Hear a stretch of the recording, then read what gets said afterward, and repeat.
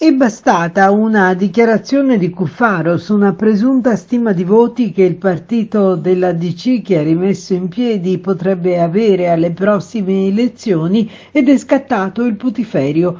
Alla domanda del quotidiano Il Riformista, che gli chiedeva su quanti voti il suo partito poteva contare, Cuffaro ha così risposto: con l'ultima elezione regionale, 2 anni fa, abbiamo mosso 140.000 elettori. Adesso, dopo 2 anni di lavoro, di sacrificio, di congressi fatti in tutti i comuni, siamo anche nel più piccolo comune siciliano. Abbiamo rimesso in piedi non solo un'idea, ma anche un metodo, quello di riunire le persone, farle tesserare e portarle a votare.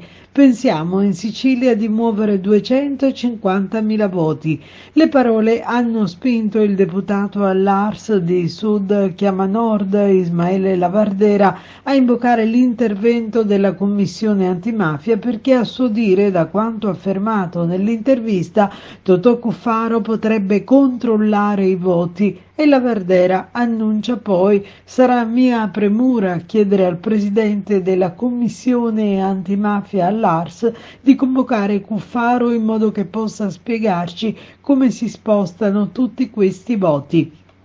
La risposta della DC non si fa attendere, con il segretario regionale Stefano Cirillo che scrive una nota al Presidente della Repubblica Sergio Mattarella chiedendo che tuteli le scelte democratiche dei cittadini, compresi i siciliani, che non sono certo politicamente figli di un dio minore.